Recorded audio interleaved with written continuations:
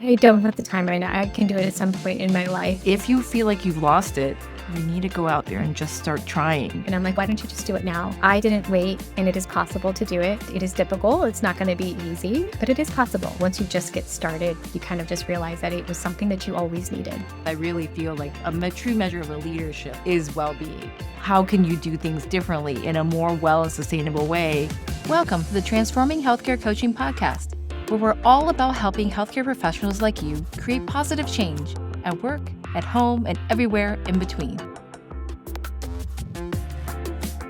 So we are so excited to have on our show today Dr. Trisha Patel, who is a critical care pharmacist. And so obviously I have a very soft spot in my heart for critical care pharmacists because on rounds, they are like the final word to cross-check all the errors that we might have made. And she's also an educator. Just myself and Klaus, we love to teach. And so she's a pharmacy residency director outside of Philadelphia. But more importantly, the reason why we have her on the Transforming Healthcare Coaching Podcast today is that she's also an artist, entrepreneur, business owner, mom, so many things. And so here we'd like you to think about how you can expand and tap into the things that you love. And we're just going to talk a little bit about her journey, and hopefully you can find some inspiration through that. So thank you so much for being on the show today, Trisha. Thank you so much for having me. It is truly an honor. So I'm wondering, could you take us back to a moment when you first felt the pull towards something different beyond clinical practice? Just how did you even get the idea that there's something more than just your 100% full-time job, which I just want to acknowledge to everyone that you are still working clinically full-time and have a full academic career. What made you pull towards your art side of things? Yeah, thank you so much. So to be honest, I have been an artist my whole life, and I am self-taught and didn't have that opportunity to have any formal education within art. So I dabbled in any creative opportunity that I had since I was younger. But I think for so long, it was ingrained in me that art would be something I do after I retire. And so it was really just pushed off for a very long time. But it wasn't until I actually had my daughter, and at the time my son was only 5, that it really did sort of hit me. And I think I realized the preciousness of time and how quickly time was moving. And really, there was no reason for me to wait. In the midst of, after having my daughter, I started discovering, I think, a little bit more about the art world. I started becoming more intrigued, and I'll share a little bit about my story of why I even took that jump. But I picked up a rifle paper company notebook one day, and I asked myself, why can I not make the art on products that I love seeing and that I'm buying? Why is that something that I can't do? So it got me taking the next step of scouring the internet, figuring out how do you do this? And I discovered somebody by the name of Bonnie Christine. She's pretty much a lead in the service pattern design. And I think my heart was set. It took me off at that point to know that okay, this is my path to doing something that I love.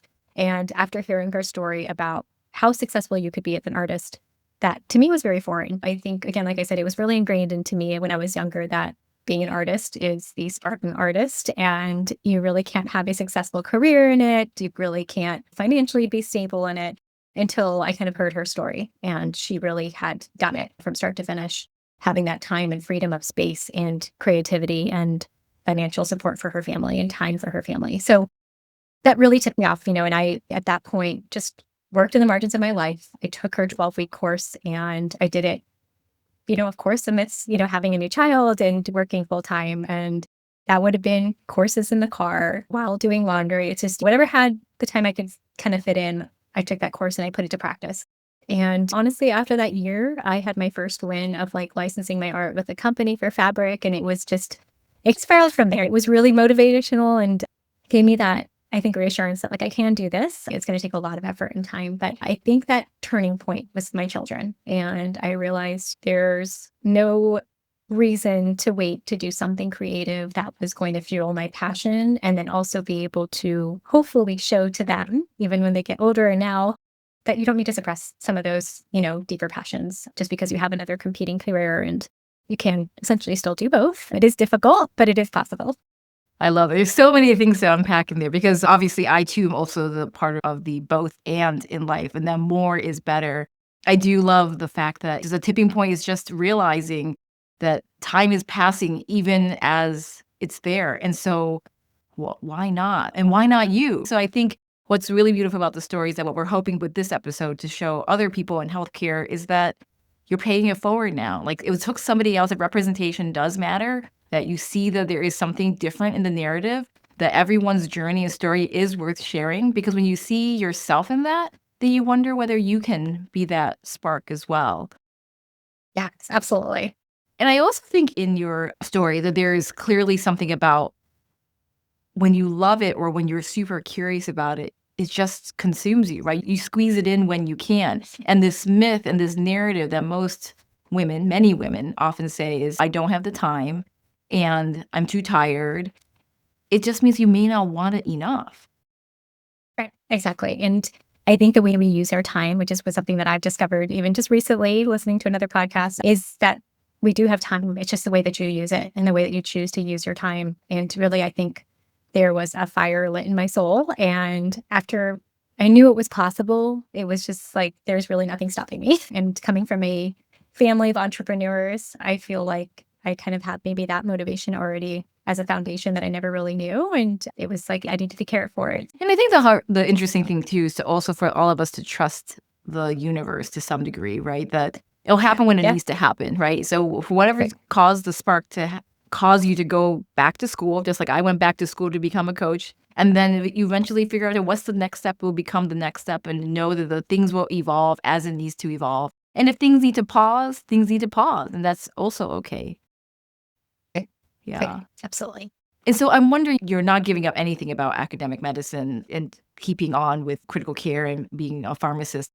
And you also opened a full-on art studio and shop. Am I correct in that?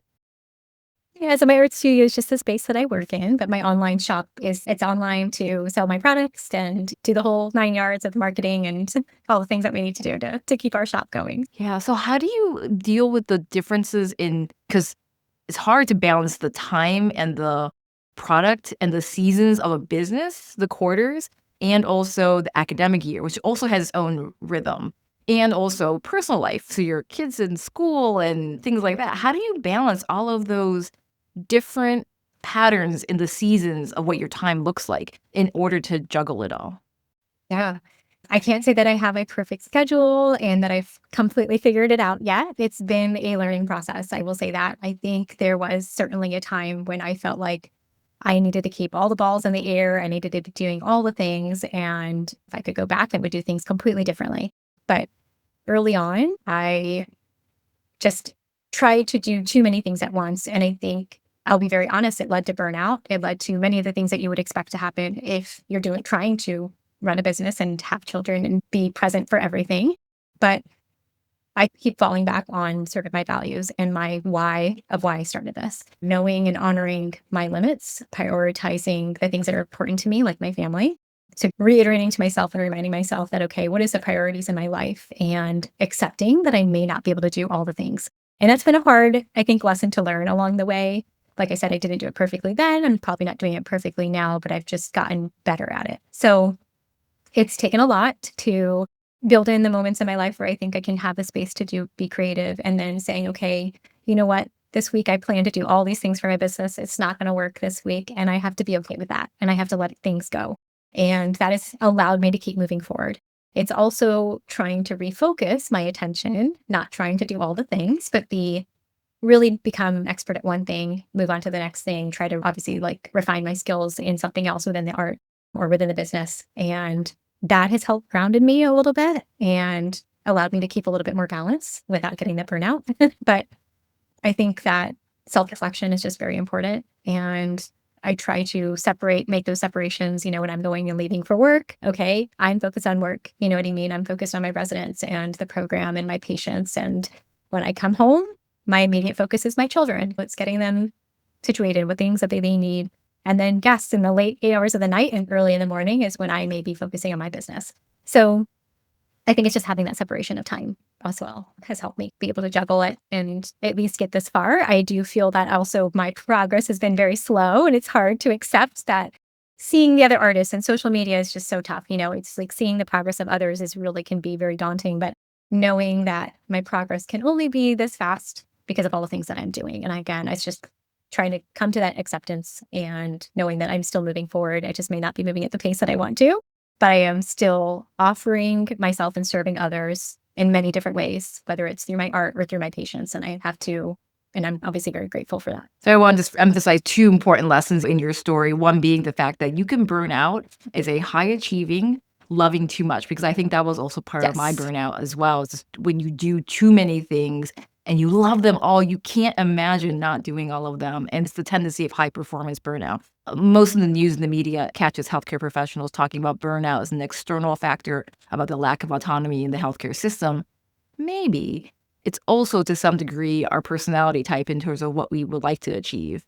And you also teach us another really important lesson that I also want to emphasize for our audience is the fact that mindful transitions and focus. And when mindfulness is really not about having no thought, mindfulness is actually about focus. And when you're able to be intentional and aligned it back to your values in that moment, you can deliver what you need to deliver, be fully of a peace of mind in that you're present with teaching, present with patient care, and present for children, present for art. And so it's having that wisdom to know that and to refine that muscle. And so I think that's another thing that most people don't really recognize, that they give up on mindfulness too quickly, or they give up on the system too easily, or themselves, rather than, you've already explained, you just have to give yourself grace and that your journey is going to be your journey. And you can't really compare to other people. Oh, absolutely. And it's really hard to not compare yourself because there's just so much out there. And the success is obviously very loud in social media. But I'll share one other piece too, that I recently decided to get a business coach because I was like, I'm very lost. I'm all over the place. I need to have some help with focusing. And I think going into it, the intention was, oh, I need to get all the answers of what I should be doing. But really what came out of our entire session, from being with that business coach was, Trisha, you need a mindset change. It was all about, you really need to just focus on your mindset and you need to focus on creating. It doesn't need to be how many posts can you make a week on social media? How many sales did you make this week? Or, you know what I mean? It obviously becomes a part of your business, especially as an artist. And so it was a very big eye opener to say that I think you just need to focus on your mindset and being confident about yourself, about your work, being, you know what I mean? Loving your work and then creating more work that you love. And that in itself will just bring you the success that you're looking for. And it was a lot to hear. I think it's like hard to hear that because you're looking for all of the quick answers to reach success. But it has really changed my mindset. And that is what I've been doing. I've decided that I need to just create more. And I decided to let go of a lot of things in my business, kind of in the middle of this year after moving. And it's been good. Yeah. No, that's a really important lesson. And so I appreciate you sharing that with our audience, because it's probably the most important lesson in life that us as coaches, we really can't explain this to you. You have to experience it, in realizing that so much of what we perceive is the world and the external factors. We forget that the way that the world is experienced is through our own personal brain, our own personal glasses that we see things, our own personal unique culture, spirituality, history, lived experience. And that mindset is the best. And the problem is we often let other people tell us what it needs to be or what it could be, when instead the power is actually within us. And it often just takes us as a coach be that mirror to show you have all the power inside. Yeah, definitely. So I'm curious then, how have your lessons from this, deep life lessons of entrepreneurship, of being an artist, inform your leadership in the healthcare sector? 'Cause I do think there probably are some analogies and some perspective now that you have 5 years later, building your business, that you bring to all of the experience now for both being a clinician and an educator. What leadership lessons might you share with our audience back in our medical world? Yeah. So I think there really is sort of a cross in my paths, with what I'm learning as an artist and becoming an entrepreneur and also being a leader now within, the clinical setting. And just having been a residency director only these past 4 years has taught me a lot. But I think many of the skills and the strengths that you need to be an entrepreneur is very much the same as being a leader, even in a clinical setting, believe it or not, even though that both are very, very, very different. It is learning how to serve and lead, not just others I don't have any anybody working for me in my business. It is solely me and myself. So I am my own leader within my own practice with an art studio. But within the residency program, obviously, I am leading a team of pharmacists and preceptors and creating programs and ensuring that we are providing the best training for our residents and best environment for them to learn. That takes a lot of just resilience and perseverance and collaborative practice and communication. Similarly, within I think my art practice, I also have to learn how to be resilient and really practice intentionality. Practicing intentional living is something that must be done within the healthcare setting. We have to know and recognize when we need to take a step back, when we need to focus on ourselves and say that we cannot do all the things today. All these patients need help, and we are only one person to be able to offer and provide the services that we need to. Similarly, I think within my own art business, I've had to come again to that realization that I am only one person and I have to prioritize the most important things right now for me. And, when I step out of the hospital, it's my family. So if I can't do that extra thing for my business today, it's okay. And it's not going to happen. And very similarly for the hospital, I have to be okay that I was not able to touch all the patients that I needed to today to offer my services. So I think there's many things that are sort of crossing for me between both from a leadership standpoint. And I think it all boils down to being your own leader so much than being a leader for others. But hopefully by that modeling and through that example, you know what I mean? Everybody can see that leadership is far beyond just leading a team of people. It's also being your own leader for yourself. Yes. And so I would say that's really an important lesson, what you're talking about, how the things that we do in healthcare and the ability to triage what's most important and drill things down into a very small, just what is the most important right now is part of what's resiliency for your business and vice versa. And to be able to be willing to be able to grow from all of these little baby steps. I would say probably all the small things that you do little by little become big things in both the business, your teams, and at Absolutely. work. And so it's just having that awareness, that mindful awareness, like you're demonstrating, they cross populate your definition of leadership for yourself and your different careers. And so I'm wondering, how do you help keep things sustainable and aligned? Because actually, that's something I'm trying to work on myself, because the pace of what needs to happen to grow business, to grow opportunities in academic, it's like endless. It's so much. And it feels like there's so many things you could be doing. And yet, we also recognize that we have to focus on one thing. So, how do we keep it sustainable? Yeah, I'm trying to keep those sustainable, right? So there's so many things that we can aspire to be in our healthcare careers, more things that we could be doing. I think especially like for me personally, in the state of what my sort of department is right now at my hospital, and just we have there's a lot of, we're kind of short staffed. When you go through those like really low phases of the seasons where you don't have a lot of staff, everybody feels like they're spread very thin. Again, I think we have to fall back on what can we do and what are our limitations, and accepting that we have limitations and we cannot do all the things that maybe we did 5 months ago when we were fully staffed, but it doesn't mean that we can't deliver good patient care.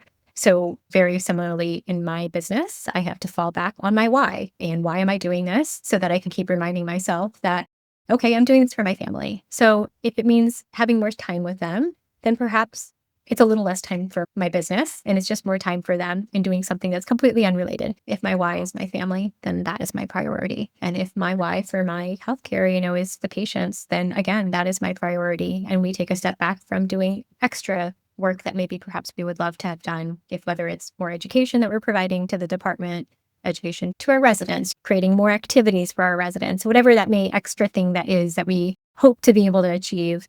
We have to determine that there's a later time for it that might be better, where we can actually be more intentional to carry that forward and carry it out.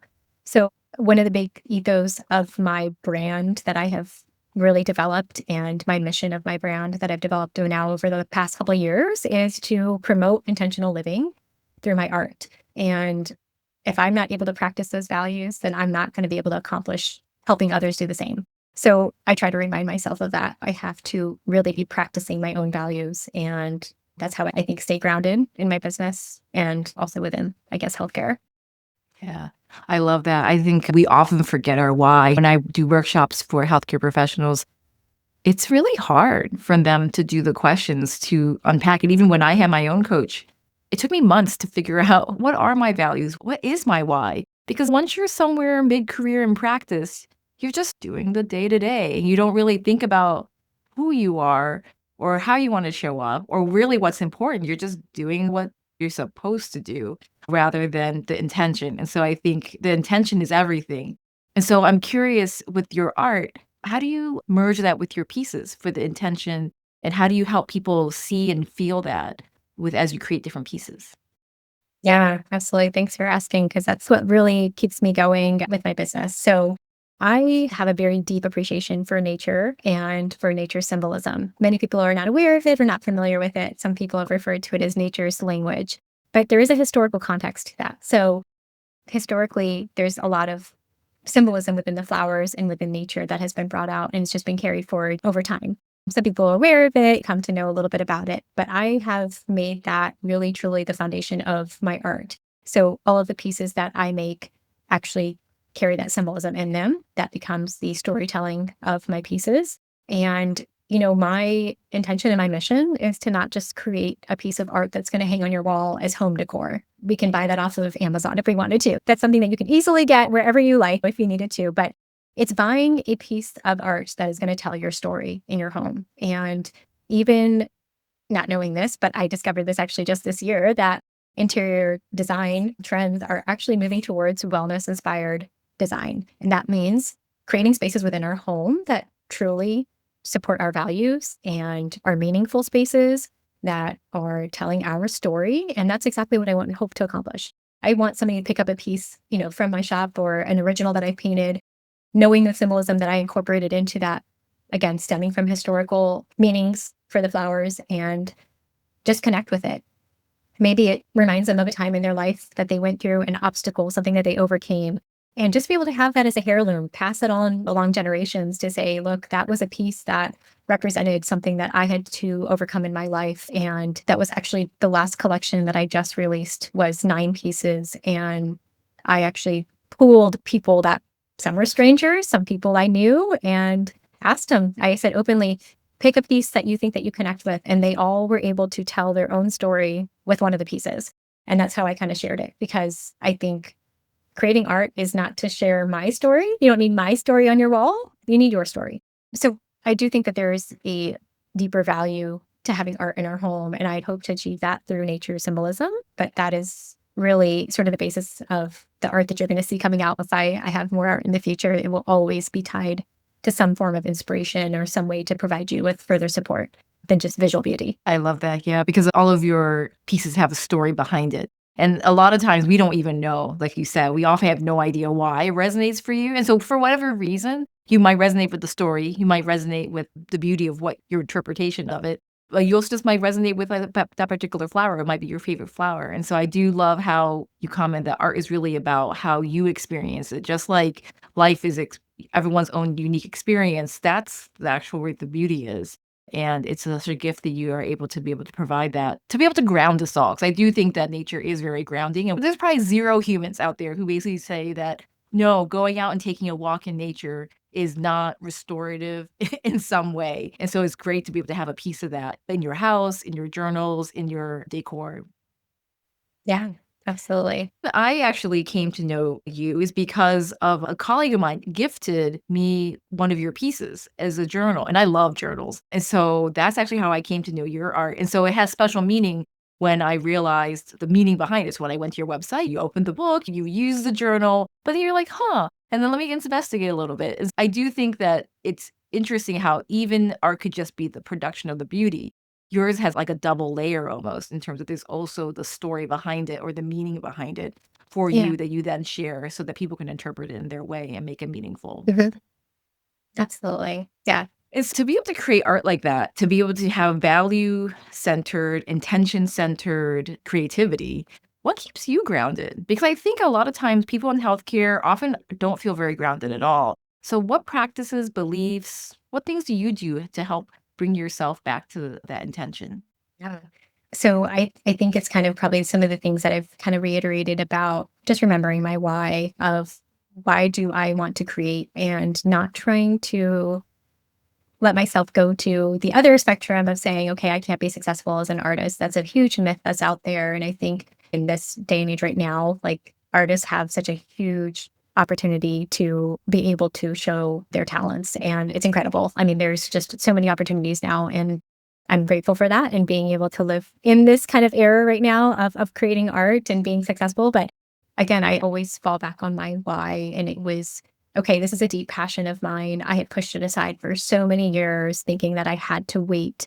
And I think it's just like that underlying, maybe that you need to create this identity for yourself as being a successful healthcare, or not just healthcare, but being a successful profession that is defined by maybe financial success, and you cannot do the things that are maybe creative because they're not going to be as, like, they're not going to guarantee, I think, as success in the same way that maybe a profession such as pharmacy would. But I have realized that every time I am not painting or I'm not doing something creative at least one time in my week, it is not a good week. It's something that supports me in my well-being and my mental health.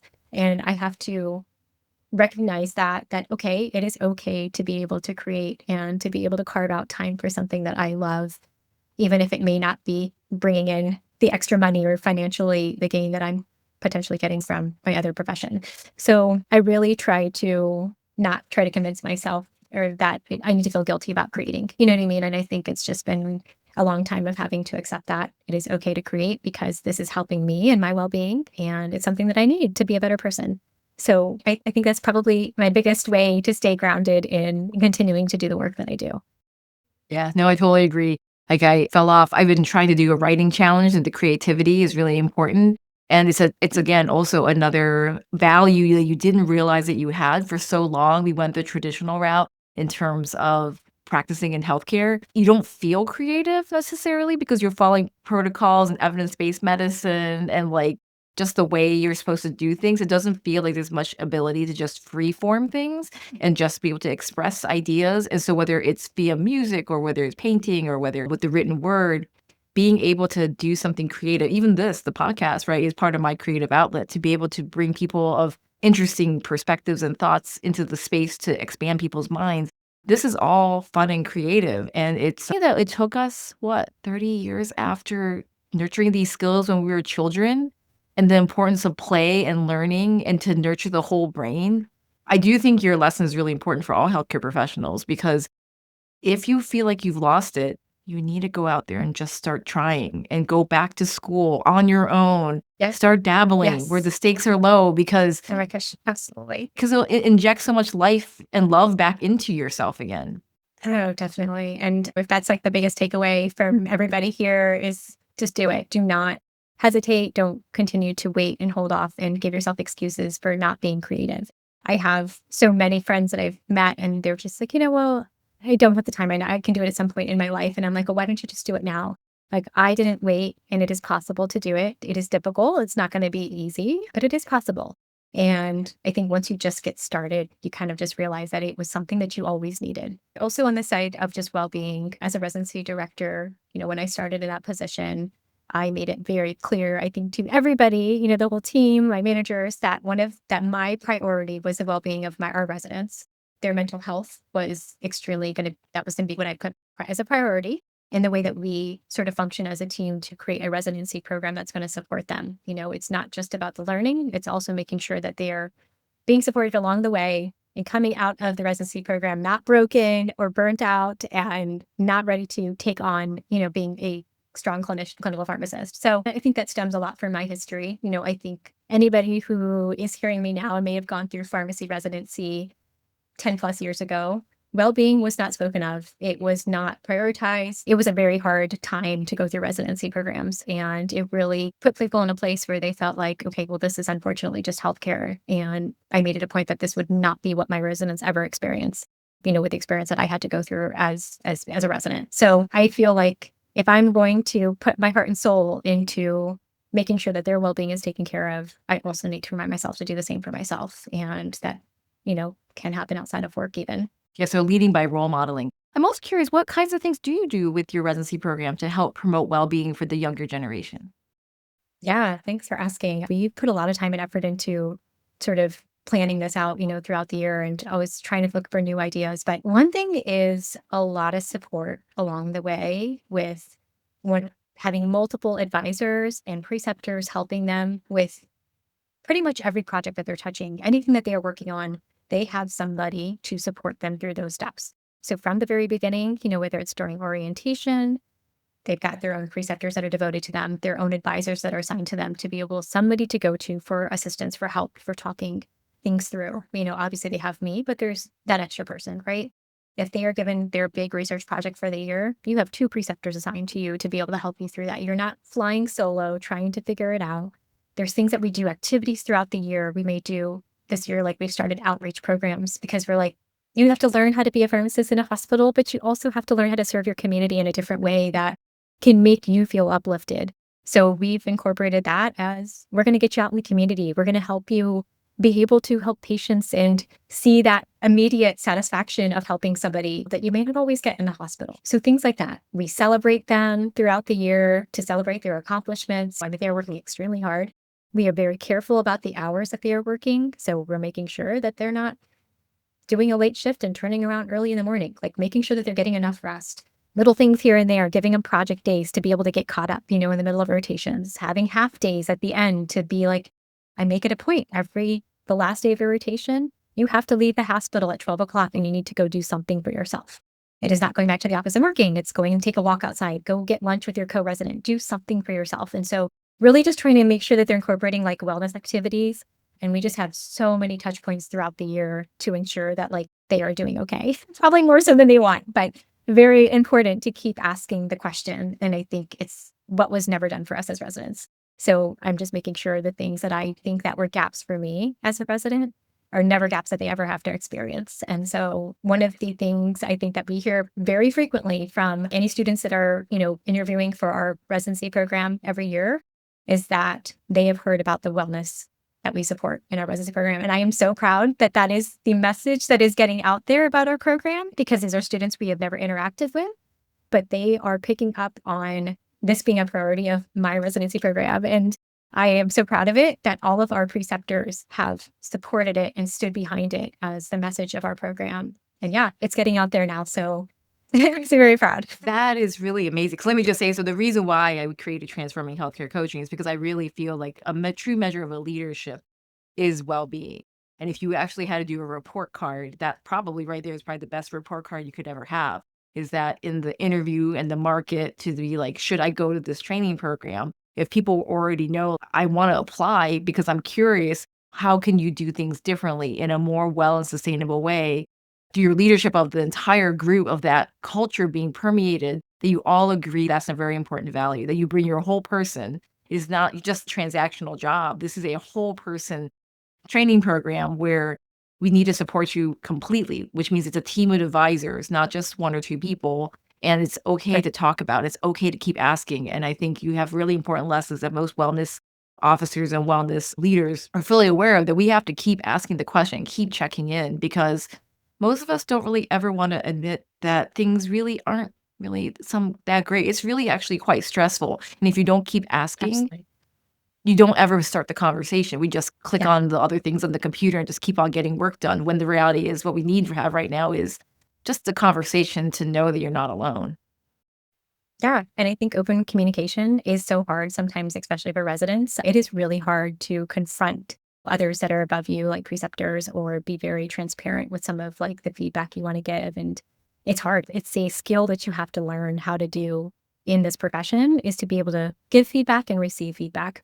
And I think open communication and emphasizing that we are here to help you and you should not hold back, with things that are bothering you, has been just re-emphasized in my program multiple times, that I am seeing that shift. I'm seeing our residents being able to speak up, and whether it may be with a single person or in front of a group of people, whatever they're comfortable with, just being able to take that step and say, okay, I am comfortable speaking to you, is far different than the culture that it had been years ago, I think, for us, and I have always ingrained it in everybody that we will not implement activities and requirements within this program unless they have a purpose. It is not to provide busy work. It is not to make us feel like we are a more robust program by making them do things that does not, support their learning, essentially. And I think that's kind of how times have been. Just do more and pile on more to make it feel like you have a really robust program, but it's really like, no, you're just gonna burn them out, and it's not going to really further their learning and their training. Yeah.